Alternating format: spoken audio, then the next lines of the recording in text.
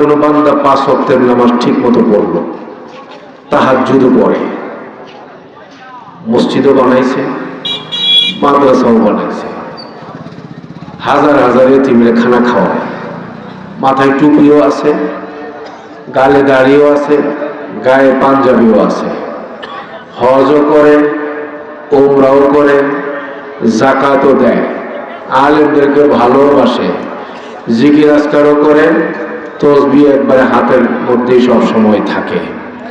বুঝা থাকলে বলেন তো এই লোকটার আমলের পরিমাণ কম না বেশি? আপনাদের কি মন খারাপ? তাহলে এরকম বাপসাপ নিয়ে বসে আছেন কে? বুঝেন না কি কষ্ট করে বসে আছি? জবান খুলেন আল্লাহর জন্য। বসে আছেন কার জন্য? জোরে কর। ভাব নিয়ে বসে আল্লাহর কাছে ভাব আছে নাকি আল্লাহর? হ্যাঁ, বলেন ভাই, এই লোকটা যার কথা বললাম, এই লোকটার আমলের পরিমাণ কম না বেশি? কিন্তু তার মৃত্যুর সময় ঈমান নিয়ে মরতে পারলো না। এই আমলের 2 পয়সার কোনো মূল্য কবরে, হাসরে, পরকালে হবে কথা বুঝেন নাই মনে হয়। বুঝা থাকলে আশা করি এই জবাব দিতে পারবেন, নামাজের দাম বেশি না ঈমানের দাম বেশি? যেরকম সারা জিন্দেগীর সকল আমলের চেয়ে ঈমানের দাম, ইসলামের দাম, আকীদার দাম, বিশ্বাসের দাম কম না বেশি? আল্লাহর বান্দা গুনার সাগরে হাবুডুবু খাইতেছে, কিন্তু আল্লাহ ছাড়া কিছু বুঝে না। নামাজ কালাম ছুটে যায়, গুনাহ হয়, মিছা কথা কয়, দান্দালি বাটপারি করে, কিন্তু ঈমান খুব মজবুত। আল্লাহর এই বান্দার ব্যাপারে আল্লাহর নবী বলছেন, গুনার কারণে পিঠা পাটা খাইতে পারে, কবরে, জাহান্নামের আগুনে, কিন্তু কোনো না কোনো পর্যায়ে আল্লাহ তার ঈমানের বরকতে তাকে জান্নাতে পৌঁছায় দিবেন। বুঝা থাকলে বলেন, ঈমানের দাম পৃথিবীর সবকিছুর চেয়ে কম না বেশি? কিন্তু বর্তমান বাংলাদেশে সবচেয়ে সস্তা জিনিসের নাম হইল ঈমান।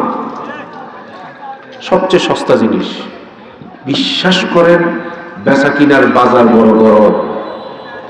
কেউ বেচে জায়গা জমি, কেউ বেচে রড সিমেন্ট, কেউ বেচে কাপড় চোপড়, কেউ বেচে তরি তরকারি, আর কেউ বেচে ঈমান, ইসলাম।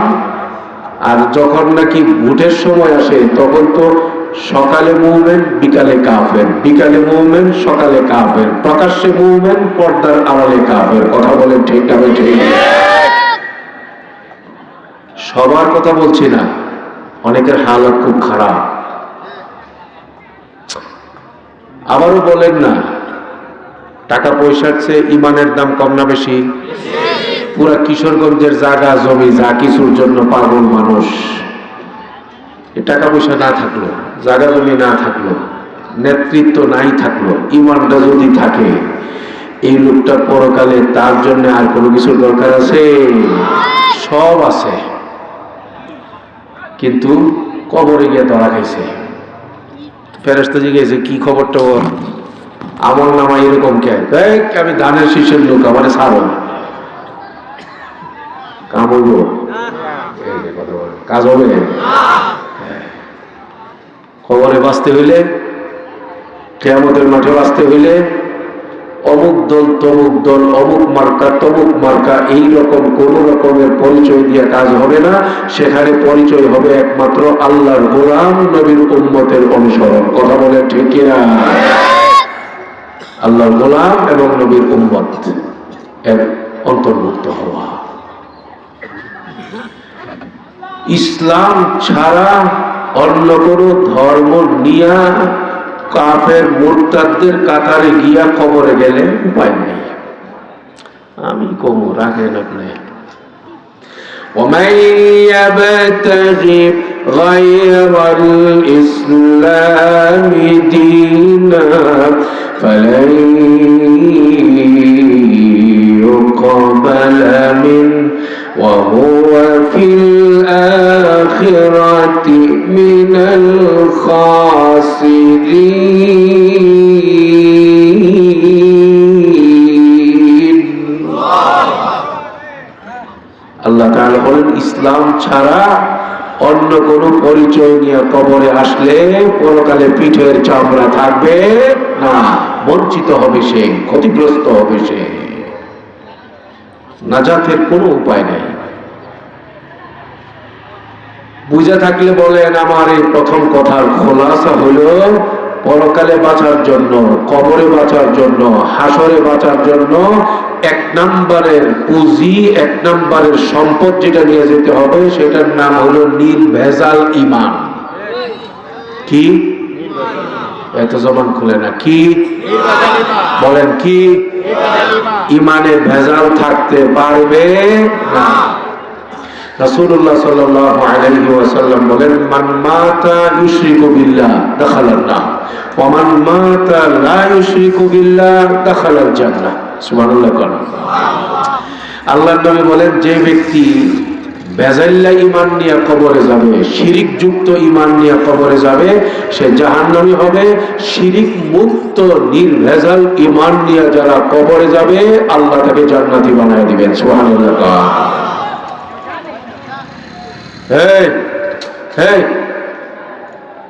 আল্লাহ শুকর আদায় করতেছি যে আল্লাহ আমাকে এইবারের দুর্গা পূজায় পূজা মণ্ডপে আসার তৌফিক দান করছে।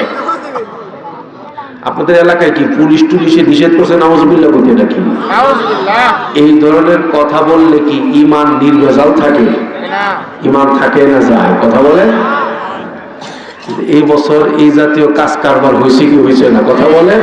হায় রে হায়, মাথায় টুপি, গালে লম্বা দাড়ি, গায়ে লম্বা পাঞ্জাবি, নিজের আলেম পরিচয় দিয়া কোরআন শরীফ তিলাওয়াতের সময় চোখ দিয়া পানি আসে কি আসে না আল্লাহই জানে।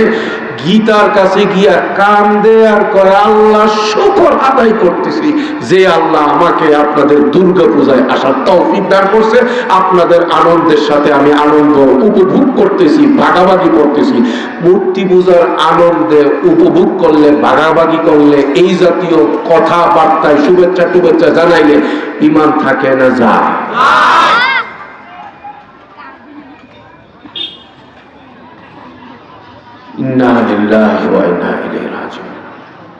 মৌসুমটা খুব খারাপ। মুসলিম শরীফের হাদিসের মধ্যে আসছে রাসূলুল্লাহ সাল্লাল্লাহু আলাইহি ওয়াসাল্লাম বলেন বাদিরু বিল আ'মালি ফিতানান কাকিতাইল লাইলিল মুসলিম ইসবিহু আর-রাজুলু ফিহা মুমিনান ওয়া ইউমসি কাফিরা ইলা আখিরিল হাদিস। নবীজি বলেন ওই জামানা আসার আগে আগে তাড়াতাড়ি আমল করা শুরু করে দাও, যেই জামানায় চতুর্দিকে ফিতনা শুরু হবে। এই ফিতনার কারণে মানুষ সকালে থাকবে মুমিন, বিকেলে হয়ে যাবে কাফের। এই জামানা আসার আর কয়শো বছর বাকি আছে ভাই? কথা বলেন না। এই জামানা আসার বাকি আছে না চলতেছে?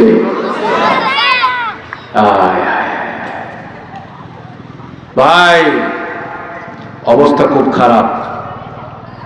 গত 15-16 বছর মমতাজের যন্ত্রণায় বাঁচলাম না। কথা বলে ঠিক কিনা? গত 15-16 বছর একটা আল্লাহর ওলি দাবি করছিল যে বুখারী শরীফ, মুসলিম শরীফ, তিরমিজি শরীফ, নাসাই শরীফ, সিয়াসিত্তা, তফসির, হাদিস আমরা সব পারি, সব পড়ি। এই জাতীয় একটা শয়তান বাংলাদেশে বের হয়েছিল কিনা? কথা বলেন না কেন ভাই? এটা হইল মানিকগঞ্জের। কথা বলে না। এটা কি কোন গঞ্জের? মানিকগঞ্জের শয়তান। নাম ছিল কি? মমতাজ। মমতাজ এটা কিন্তু নাম না, এটা একটা ব্র্যান্ড। এটার ভিতরে হাজার হাজার মমতাজ আছে। কথা বুঝতেছেন কিছু? এই বর্তমান যে আবুল, বাউল, আউল, ফাউল, এই সবটি মমতাজের গ্রুপের এই ব্র্যান্ডের লোক। বিশ্বাস করেন এই বিগত 15-16 বছর ইসলামের নামে উপহাস করবার জন্য, ইসলামের সাথে তামাশা করবার জন্য, ইসলামের নামে বিকৃত ইসলাম মানুষের উপরে চাপায় দেওয়ার জন্য, ইসলামের নামে ইসলাম বিরোধী কুফরি কার্যকলাপ মানুষের সামনে চাপায় দেওয়ার জন্য রাষ্ট্রীয়ভাবে চেষ্টা করা হয়েছে। সংসদের মধ্যে ইমানের অবমাননা করা হয়েছে, ইসলামের অবমাননা করা হয়েছে, আল্লাহর অবমাননা করা হয়েছে, নবীর অবমাননা করা হয়েছে, কোরআন হাদিসের অবমাননা গত 15-16 বছরে করা হয়েছে এই জাতীয় অশ্লীল বেহায়াপনার নর্তকীদের দ্বারা। এসবগুলো করা হয়েছে, কিন্তু আমাদের আলেম ওলামারা প্রতিবাদ করে গেছে। তাদেরকে থামানোর জন্য সরকারকে বলেছে, প্রতিবাদের পরে কর্মসূচি দেওয়া হয়েছে। ইসলাম বিরোধীদেরকে কণ্ঠ চেপে ধরবার জন্য সরকারকে বলা হয়েছে, সরকার নাস্তিকদেরকে না থামায়া ইসলাম বিরোধী চক্র যারা, তাদের বিরুদ্ধে অ্যাকশনে না গিয়ে যারা হকের কথা বলে, যারা আল্লাহর কথা বলে, যারা নবীর কথা বলে, যারা ইসলামের কথা বলে, সেই সকল দেওবন্দি আলেম ওলামাদেরকে থামাইবার জন্য চক্রান্ত শুরু করেছিল, হামলা করেছে, আলেমদের নামে মামলা দিয়েছে, আলেমদেরকে জেলখানায় নিয়েছে, আলেমদের কাউকে গুম করেছে, আলেমদের ইজ্জতের উপরে আঘাত করেছে। উদ্দেশ্য একটাই ছিল, এই দেশে মমতাজরা গান গাইবে, এই দেশের মমতাজরা ইসলাম বিরোধী বক্তব্য দিবে, এই দেশে মমতাজ নামের শয়তান এবং দাজ্জাল বাহিনী ইসলামের 12টা বাজাবে, এই দেশের হাক্কানি দেওবন্দি আলেমরা যেন হক কথা বলতে না পারে। গোটা সরকার চেষ্টা করেছে আলেমদেরকে নির্মূল করবার জন্য। বাংলাদেশ থেকে সত্যিকারের ইসলামকে নির্মূল করে হিন্দুয়ানি সরকার কায়েম করবার চেষ্টা করেছে। আলেমরা নতি স্বীকার করে নাই, সাপ্লাই রক্ত দিয়েছে, 21 সালে রক্ত দিয়েছে, 24-এর বিপ্লবেও রক্ত দিয়েছে, জেলখানায় গিয়েছে, রক্তাক্ত হয়েছে, নির্যাতিত হয়েছে, ফাঁসির কাস্টে ঝুলতে পর্যন্ত দেওবন্দি কওমি আলেমরা প্রস্তুত ছিল, কিন্তু বাতিলের সঙ্গে আপোষ করে নাই। কথা বলে ঠিক কিনা? সেই বাহিনী যেটা 15-16 বছর এই ডুগডুগি বাজাইছে, এদেরকে এখন আর বাতি লাগাইও পাওয়া যায় না, সবগুলো পালাইছে। কথা বলে ঠিক কিনা? আছে না পালাইছে? পালাইছে। কিন্তু কওমি আলেমরা কি পালাইছে? কথা বলে না। জামিয়া ইমদাদিয়ার হুজুররা পালাইছে না? পালাইছে। কওমি মাদ্রাসার হুজুর আলেম ওলামা যারা নির্ভীক নির্ভয়ে কথা বলেন ইসলামের কথা, তারা পালাইছে? তারা ছিল, তারা আছে, এবং তারা সাহাবাদের ভূমিকা নিয়ে সব কিছু অবজারভেশনে আছে। আগের গ্রুপ যা করছে, সামনে নির্বাচিত হয়েও যদি তারা ইসলামের বিরুদ্ধে অবস্থান নেওয়ার চিন্তা করে, সামনের যারা আসবে ইসলাম বিরোধী সরকার, তারাও কিন্তু ওই পথেই যাইতে হবে।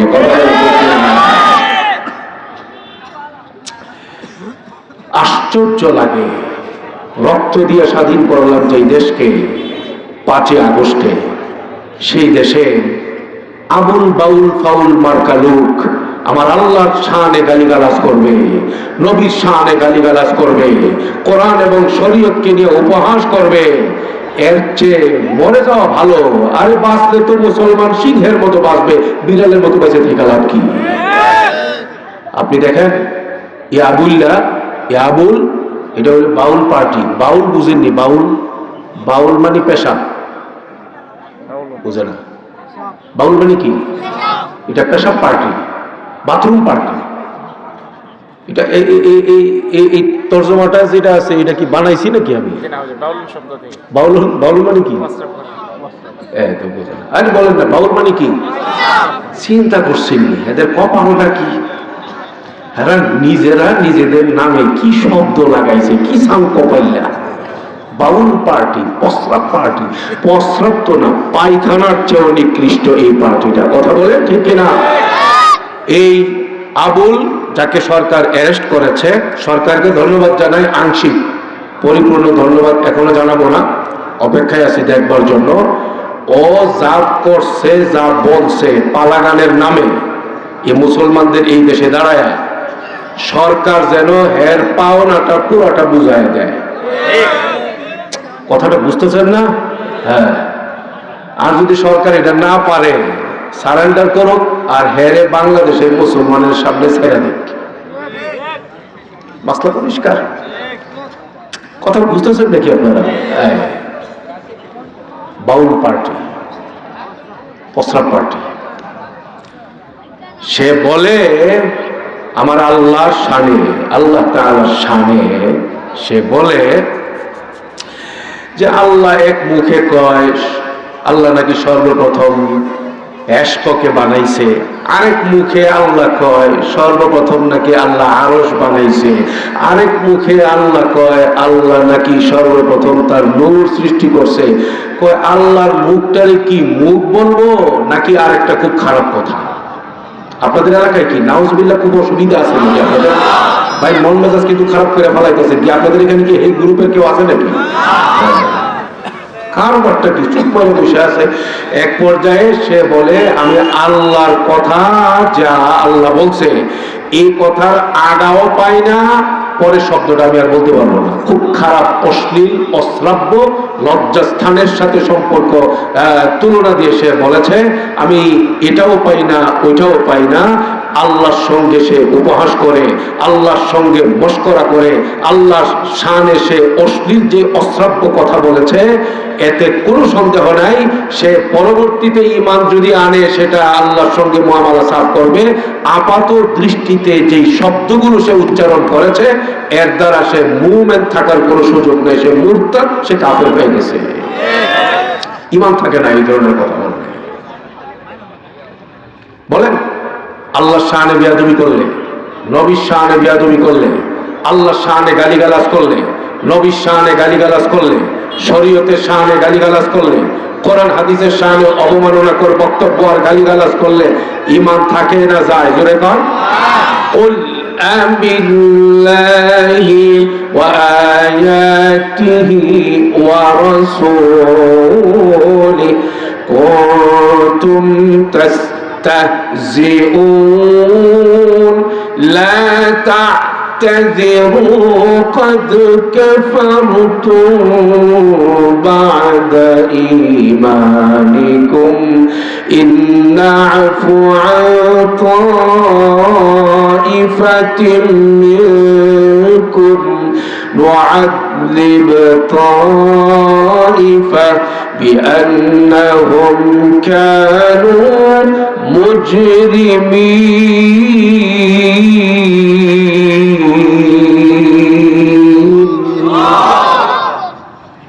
যে আয়াত তিলাওয়াত করছি এই আয়াত নাযিল হওয়ার পিছনে একটা ঘটনা আছে। আপনাদের কি কষ্ট হয়ে যেতেছে বেশি? ঘটনাটা বললে বেশি অসুবিধা হয়ে পড়ে মনে হয়। এই আয়াত নাযিল হওয়ার পিছনে একটা ঘটনা আছে যেটাকে তাফসীরের ভাষায় বলা হয় শানি নুজুল। শানি নুজুলটা হইল, ঘটনাটা হইল রাসূলুল্লাহ সাল্লাল্লাহু আলাইহি ওয়াসাল্লাম যখন সাহাবাদেরকে সঙ্গে নিয়ে তাবুকের ময়দানে যাচ্ছিলেন জিহাদ করবার জন্য।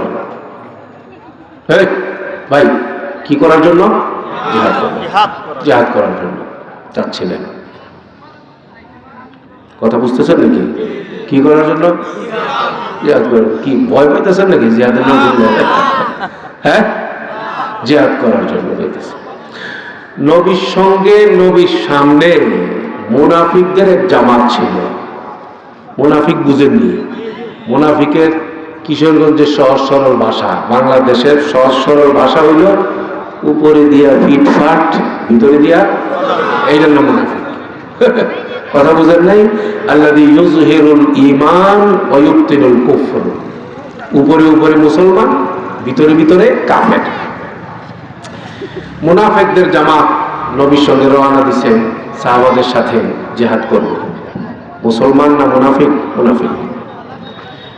আড়ালে একটু দূরে মুনাফিকরা কয় এই নবী, এই যে নবী দেখছো না, উনি নাকি পারস্য দখল করবে, রোম সাম্রাজ্য দখল করবে, শাম দেশের রাজপ্রাসাদ গুলো দখল করবে।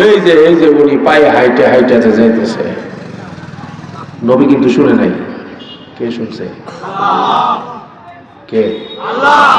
হ্যাঁ, আমরা যে এখানে জোরে জোরে আল্লাহ আল্লাহ বলতেছি, আল্লাহ শুনে তো না? শুনে? দেখেন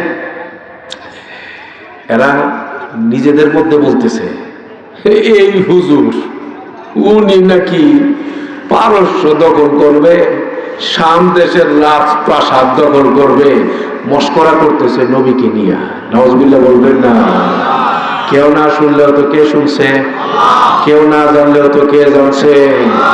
খবর চলে আইছে নবীর কাছে। খবর নবীকে কে জানাইছে? নবী ডাক দিছে, ডাক দিয়ে হেই হেই গ্রুপ, এই ঘটনা কি? আমার ব্যাপারে বলে তোমরা এরকম এরকম কও। وَلَئِنْ سَأَلْتَهُمْ لَيَقُولُنَّ إِنَّمَا كُنَّا نَخُوضُ وَنَلْعَبُ قُلْ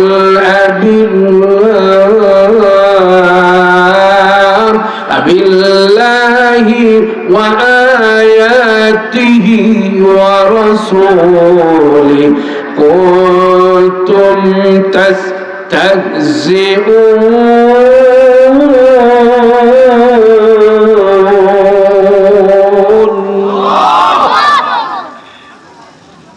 আল্লাহ নবীজি গেছে, এই আমার ব্যাপারে তোমরা নিজেরা নিজেরা নাকি এরকম বলছো, আমার ব্যাপারে আপত্তিকর কথা, মস্করা করে কথা, অশালীন কথা। তখন তারা বলছে, ইয়া রাসূলুল্লাহ, আমরা মন থেকে বলি নাই, আমরা এমনি নিজেরা একটু মজা করছিলাম। কি করছে? কথা বুঝতেছেন নাকি? মন থেকে বলি নাই, মজা করছে। আল্লাহ জবাব দিয়ে করে, قل أبالله وآياته ورسوله كنتم تستهزئون لا تعتذروا قد كفرتم بعد إيمانكم।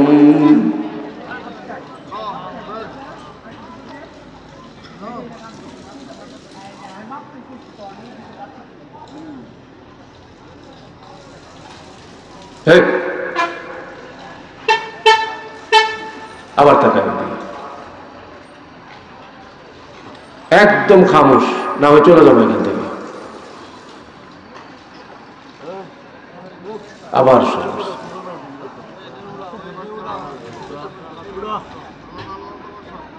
কুল আবিল্লাহি ওয়া আয়াতিহি।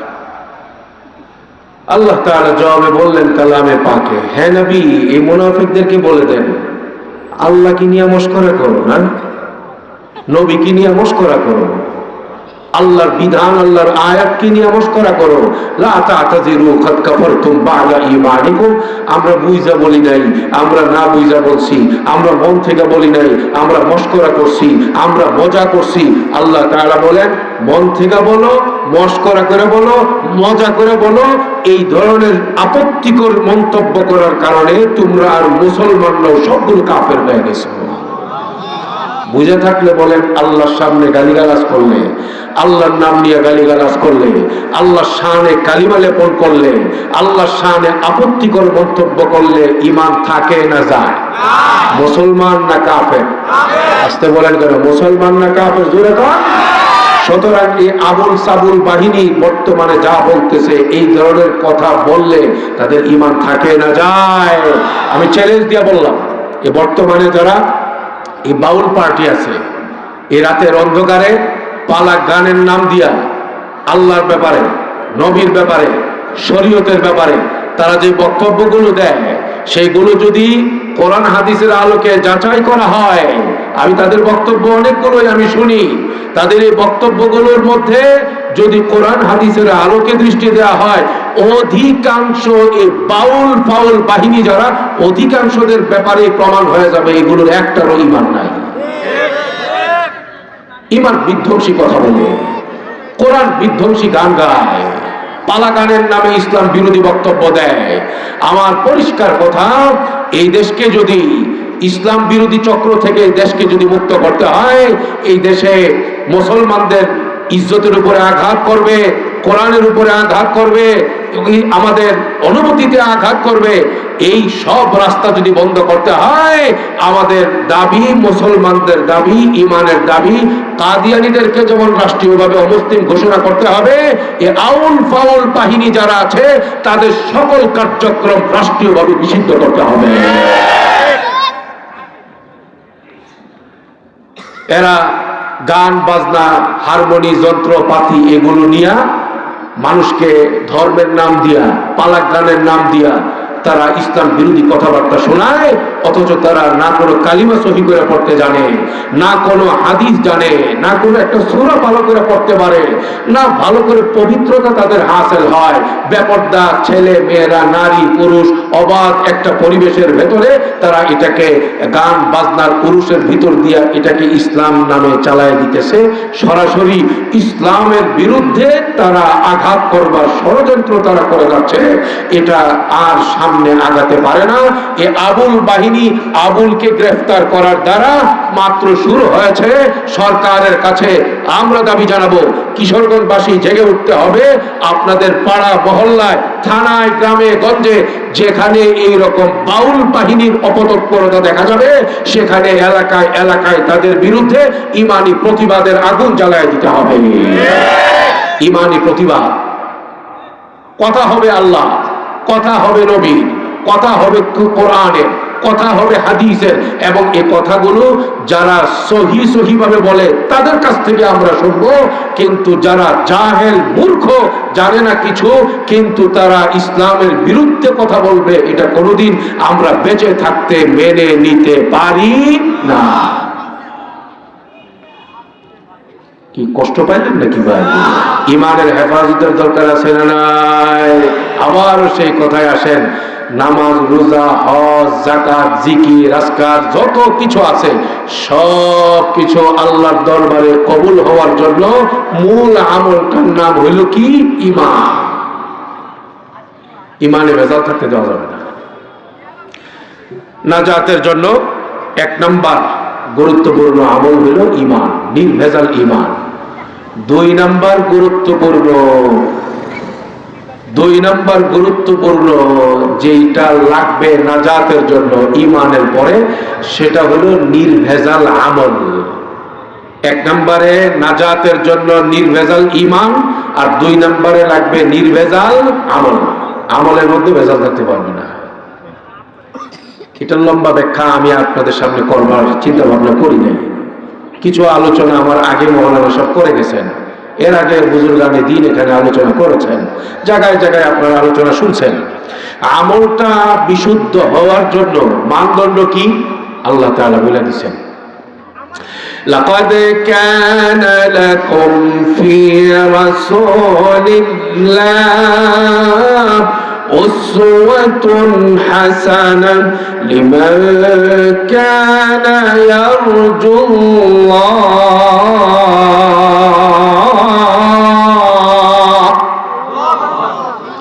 লিমান কানা ইয়ারজুল্লাহ واليوم الآخر وذكر الله كثيرا।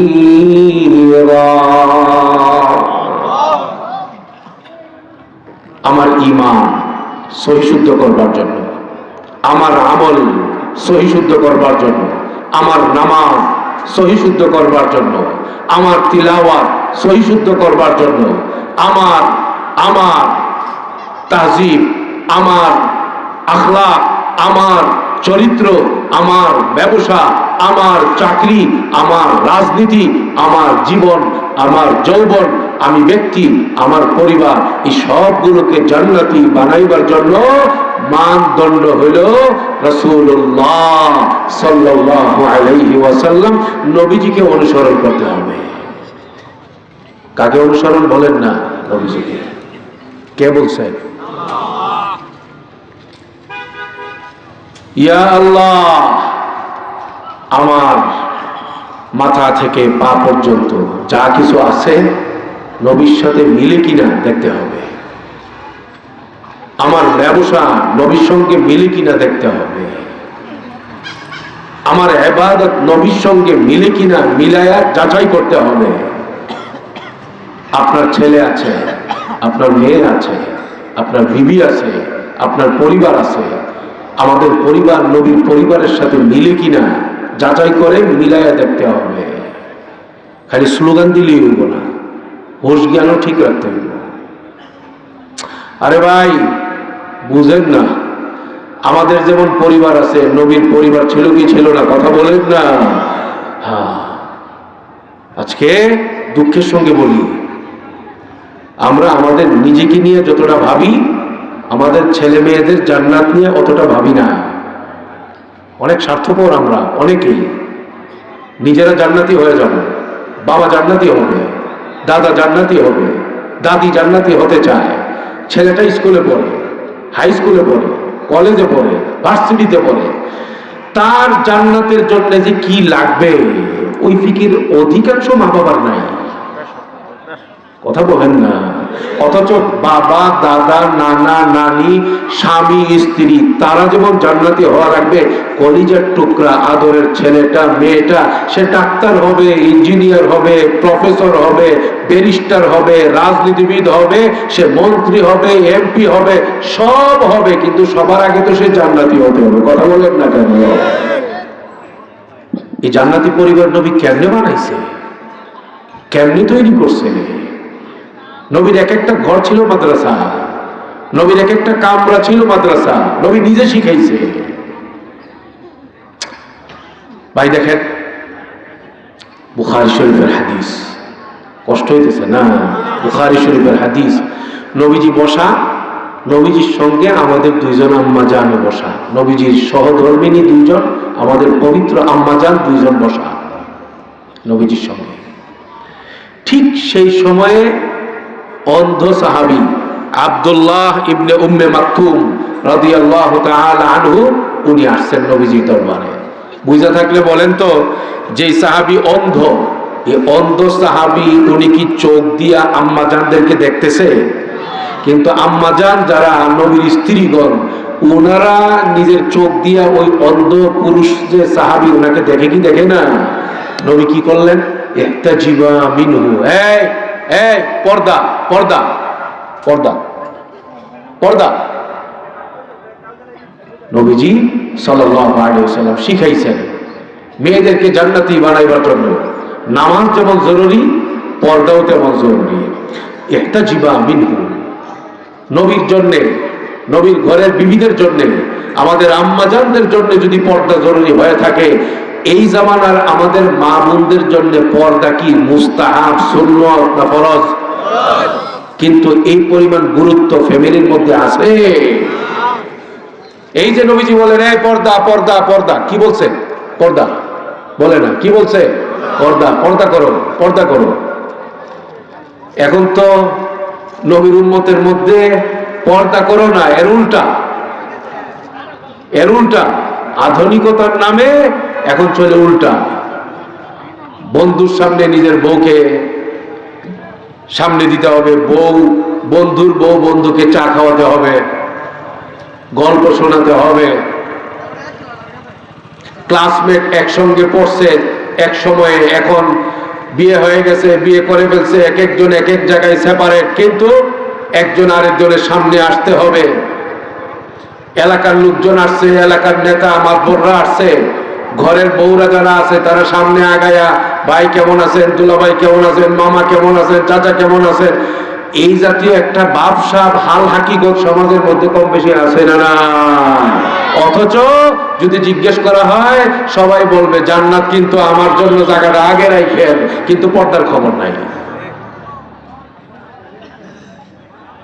لقد كان لكم في رسول الله أسوة حسنة لمن كان يرجو الله لمن كان يرجو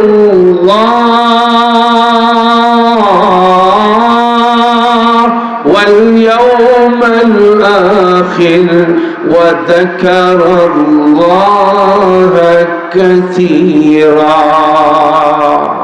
যারা আল্লাহকে পেতে চায়, আল্লাহর মুলাকাত লাভ করতে চায়, যারা পরকালকে বিশ্বাস করে, পরকালের নাজাত পেতে চায়, এই মানুষগুলোর জীবনের প্রত্যেকটা ক্ষেত্রে নবীকে দেখে দেখে, নবীর আমল দেখে, নবীর 23 বছরের সুন্নত মোতাবেক নিজেদেরকে পবিত্র বানাবে, পরিবর্তন করবে, নিজেকে সাজাবে।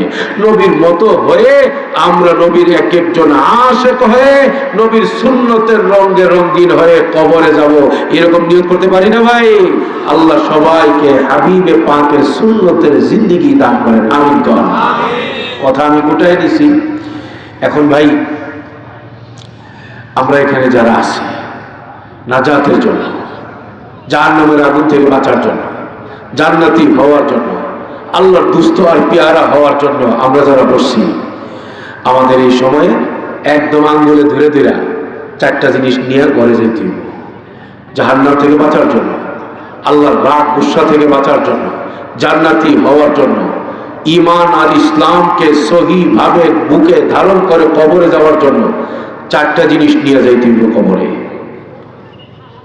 বলে না কয় জিনিস? 4 জিনিস।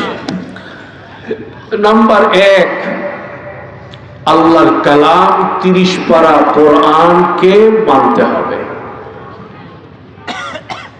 পুরা 30 পারা কোরআন মানলো, শুধু একটা অক্ষর মানলো না, ইমানদার না কাফের?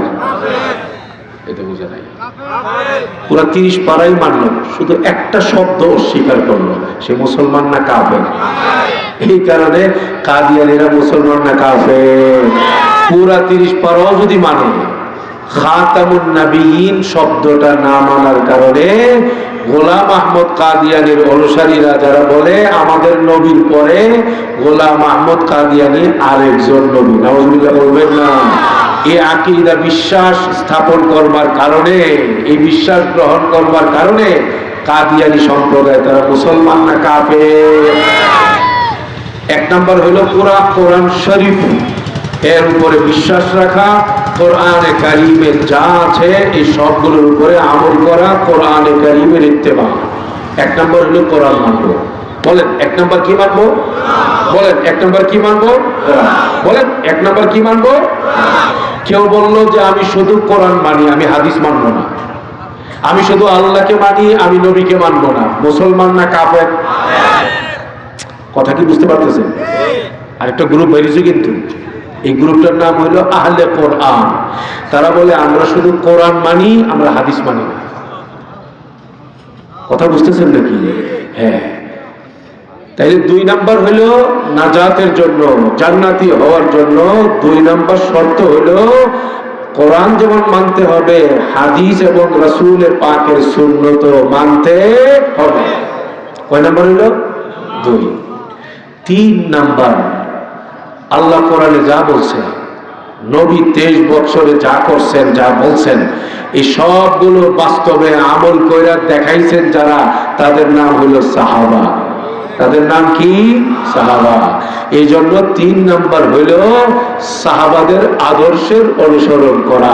আল্লাহর নবী বলছেন মা আনা আলাইহি ওয়া আসহাবি, নাজাত প্রাপ্ত হওয়ার জন্য, জাহান্নাম থেকে বাঁচার জন্য, জান্নাতি হওয়ার জন্য কোরআন যেমন মানতে হবে, নবীকে যেমন মানতে হবে, কোরআন মানা, নবী মানা শিখতে হলে সাহাবাদেরকেও মানতে হবে। কথাটা বুঝতে পারতেছেন? 4 নাম্বার হইল এই পর্যন্ত কয়টা গেল? 3টা।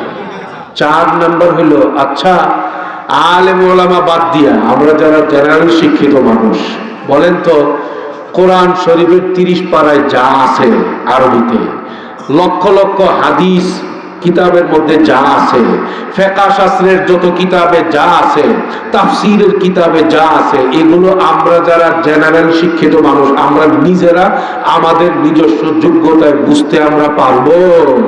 বোঝার জন্য সহযোগিতা নেওয়ার দরকার আছে না? সহযোগিতা নিব এনসিপির নেতা যারা, তাদের কাছ থেকে, বিএনপির নেতাদের কাছ থেকে, ডাক্তার, ইঞ্জিনিয়ার, প্রফেসর যারা, তাদের কাছ থেকে। কি লাগানো লাগাইছে রে ভাই, এই একটা বুটের জন্য ওই এটা কি কয়, দুর্গা পূজায় গিয়া কয় আপনাদের পূজা আর আমগর রোজা এক, আপনাদের উলুধ্বনি আর আমগর আজান এক। কথা বুঝেননি? দুই একটা বাংলা বই পড়ছে, এখন মনে করতেছে কাবা শরীফের ইমামের চেয়ে বড় আলেম হয়ে গেছে, কোন জায়গায় কি করব না করব ক্ষমতায় যাওয়ার জন্য পাগল হয়ে গেছে। একেবারে অবস্থা খুব খারাপ। বলতে বলতে বলে খুব বেশি, বেশ কম নাই, আপনাদের বিষ্ণু, আপনাদের কৃষ্ণ আর আমগর মোহাম্মদ সব মিলাইয়া একই নেই এবং সব নেই প্রতিষ্ঠার প্রতি। এই ধরনের কথা বললে ইমান থাকে না যায়? কোন কথা বলা যাবে, কোন কথা বলা যাবে না, কোনটা করা যাবে, কোনটা করা যাবে না, কোন জায়গায় যাওয়া যাবে, কোন জায়গায় যাওয়া যাবে না, বক্তব্য দিতে গেলে কোন কতটুকু সীমারেখা মানতে হবে, কোন সীমারেখা ওভারটেক করা যাবে না, এটার জন্য কোরআন হাদিসের ইলম লাগে। কথা বলেন ঠিক কিনা?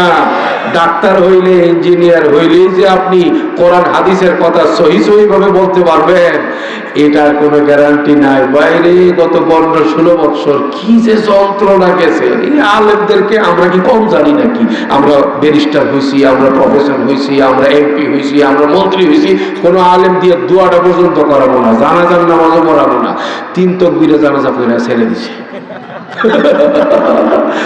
আলেম দিয়া জানাজা পড়াবো না, কারণ আলেম দিয়া জানাজা পড়াইলে জানাজার মধ্যেও নাকি আলেমরা তাদের বিরুদ্ধে বক্তব্য দেয় যে তারা ইসলাম বিরোধী কথা বলে, ইসলাম বিরোধী কার্যকলাপ এগুলো করছে। দোয়াও করাইবো না আলেমদেরকে দিয়া, দোয়া এরা নিজেরা করবো, আল্লাহ আমগর বঙ্গবন্ধুরে জাহান্নামের উপর দিয়া পার করায় দিও। দুয়ার ঘরের দোয়া, 15-16 বছর এই কামগুলো করছে এরা। কথা বুঝতেছেন নাকি? লাকুম দীনুকুম ওয়ালিয়া দীন। আল্লাহ বুখারী শরীফে কইছে কি? এগুলো কেছে এই ডুবডুকি বাজাইছে কিন্তু। হ্যাঁ, এই অবস্থা ধরছে এখন। এই নতুন করে কিছু কিছু মানুষ স্লোগান দেয়, আগামীর বাংলাদেশ, কোরআনের বাংলাদেশ আমরা চাই, কোরআনের বাংলাদেশ আমি চাই, আপনি চান, জীবন দিয়া হলেও বাংলার জমিনে কোরআনের শাসন কায়েম করতে হবে। এর জন্য প্রস্তুত আছি না? কিন্তু এর জন্য আমাদের মাথা ঠিক রাখতে হবে, যাদের কাছে ইসলাম নিরাপদ, যাদের কাছে শরীয়ত নিরাপদ, যারা কোরআন বুঝে, যারা শরীয়ত বুঝে, যারা ইসলাম বুঝে, যারা সত্যিকারের আলেম এবং যাদের সিনার ভিতরে পর্যাপ্ত ইলম আছে এবং যারা বিজ্ঞ আলেমদের তত্ত্বাবধানে চলে, তাদের কাছে ইসলাম নিরাপদ। সেই মানুষগুলো যদি আগামী নির্বাচনে ভোট চাওয়ার জন্য আসে, ইসলামের বাংলাদেশ কায়েম করবার জন্য তাদের পাশে দাঁড়াতে হবে। কথা কি বুঝতে পারতেছেন? কিন্তু বিষ্ণু কৃষ্ণকে নবীর সঙ্গে মিলাইয়া একবারে তাল গোল পাকায়া এই ধরনের যাই জামালার মধ্যে পড়েন না রে ভাই। ইমান আগে, ইসলাম আগে, আল্লাহ আগে, নবী আগে, এরপরে ক্ষমতায় যাইতে পারলে আলহামদুলিল্লাহ, না পারলেও কোনো অসুবিধা নাই। ইসলাম টিকাইতে হবে আগে। কথা বলেন না কেন? কথা বলেন না কেন? ইসলাম পরে না ইসলাম আগে? কথা বলেন। ইমান পরে না ইমান আগে? কথা বলেন। হ্যাঁ, এই জন্য ইলমের দরকার, আলেমের দরকার। কোরআনে কি আছে, হাদিসে কি আছে, কি বলা যাবে, কি বলা যাবে না, কি করা যাবে, কি করা যাবে না, এই বিষয়গুলো জানবার জন্য আলেমের দরকার আছে না নাই? হ্যাঁ, এই জন্য 4 নাম্বার হলো কোরআন মতো আমল করবার জন্য, সুন্নত মতো আমল করবার জন্য, সাহাবাদের আদর্শ মতো আমল করবার জন্য আমাদের সকলকে হাক্কানি, রব্বানি উলামায়ে কেরামের কাছ থেকে জেনে জেনে তাদের পরামর্শ, তাদের ফতোয়া, তাদের ফরজ মোতাবেক আমাদেরকে আমল করতে হবে ইনশাআল্লাহ। রাজি আছেন তো? ইনশাআল্লাহ। সত্যি রাজি? একবারে দিল থেকে রাজি? তবে তবলিগটা বাদ দিয়া, তবলিগের জন্য আলেমের দরকার নাই। হ্যাঁ হ্যাঁ, না, তবলিগের জন্য তো আলেমের দরকার নাই। চিল্লা দিতে দিতে দিতে দিতে 3 চিল্লা 100 চিল্লা দিচ্ছেন, আলেম হয়ে গেছেন না? সূরা ফাতিহা না শিখতে পারলে অসুবিধা কি? চিল্লা তো দিচ্ছেন। কি বলেন? তবলিগের জন্য আলেমের দরকার আছে না নাই? তবলিগে গিয়ে আপনি কি বয়ান দিবেন না দিবেন, এটা কোরআন হাদিস মতো যদি না হয়, তাইলে পরকালে আল্লাহর দরবারে আসামি হওয়া লাগবে না, গুমরাহি থেকে বাঁচার জন্য, অপব্যাখ্যা থেকে বাঁচার জন্য, গলত তরিকা থেকে বাঁচার জন্য, সহি তরিকায় থাকবার জন্য, এবং আপনি কার সাথে চিল্লা দিবেন, কোন দলের সঙ্গে যাবেন, কোন জামাতের সঙ্গে যাবেন, কোনটা করা যাবে কোনটা করা যাবে না, এই সবগুলোর উপরে আমল করবার জন্য আল্লাহ নবী বলে দিয়েছেন ইন্নাল উলামা ওয়ারাসাতুল আম্বিয়া, আলেমদের সঙ্গে থাকতে হবে। এই আলেম তো তৈরি হয় আপনাদের কিশোরগঞ্জের হাই স্কুলে, কলেজ, ইউনিভার্সিটিতে। ইসলাম শিক্ষার কোনো গন্ধ পর্যন্ত নাই, নাম নিশান পর্যন্ত নাই জেনারেল শিক্ষার সিলেবাসের মধ্যে। ওখানে সব আছে, পেট পালার জন্য যত দুনিয়ার জাগতিক শিক্ষার সিলেবাস পুরাটাই আছে। 91 থেকে 92 মুসলমানদের এই দেশে স্কুল, কলেজ, ইউনিভার্সিটিতে নাই যেটা, সেটা হলো দ্বীন শিক্ষা, ধর্ম শিক্ষা, নামাজ শিক্ষা, রোজা শিক্ষা, ঈমান শিক্ষা, আল্লাহকে চেনা, নবীকে চেনা, সাহাবাদেরকে চেনা, এইরকম কোনো ব্যবস্থা স্কুল কলেজের মধ্যে নাই। কথা বলেন ঠিক কিনা? এই শিক্ষাটার জন্য ব্যবস্থা হলো আমাদের এই মাদ্রাসাগুলোতে। যে সকল ছেলেরা আপনাদের স্কুল, কলেজ, ইউনিভার্সিটিতে পড়ে, আমাদের সন্তান, তাদেরকে ঈমান শিখাইবার জন্য, আমল শিখাইবার জন্য আপনারা আমাদের আলেমদের কাছে বসায় দিবেন মাঝে মাঝে সময় দিয়ে দিয়া। আর যাদের বাচ্চারা এখনো কম বয়সী আছে, বড় আলেম, বড় হাফেজ, বড় মুফতি হওয়ার জন্য এই মার্কাজুল কোরআন, যে এখানে জামিয়া মার্কাজুল কোরআন, দারুস সুন্নাহ মাদ্রাসা, এই জাতীয় মাদ্রাসা যেগুলো আছে, একেবারে ইলম, আমল, সহি ঈমান, সহি আকীদা এবং আখলাকে হাসানা, রাসূল পাকের আদর্শ দিয়া একটা মানুষকে একেবারে শুরু থেকে শেষ পর্যন্ত তাকে গড়ে দেওয়া একটা কারখানা হলো এই কওমি মাদ্রাসাগুলো। এই মাদ্রাসার পাশে আপনারা যারা আছেন, আল্লাহ তাআলা আপনাদেরকে আরো পাশে থাকার তৌফিক দান করেন। মাদ্রাসার সঙ্গে জড়ায় থাকবেন এবং মাদ্রাসার উলামায়ে কেরামের সঙ্গে জড়ায় থাকবেন। আর দিলে দিলে এইরকম নিয়ত করবেন, আল্লাহর কাছে দোয়াও করবেন, আল্লাহ যেন প্রত্যেকের ঘরে ঘরে, প্রত্যেকের রক্তের মধ্যে হাফেজ আলেম তৈরি করে দেন। আমিন কর। কথা যা বললাম, আল্লাহ তাআলা আমাদের সকলকে সেই মোতাবেক আমল করার তৌফিক দান করেন। আমিন। ওয়া আখিরু দাওয়ানা আনিল হামদুলিল্লাহি রাব্বিল আলামিন।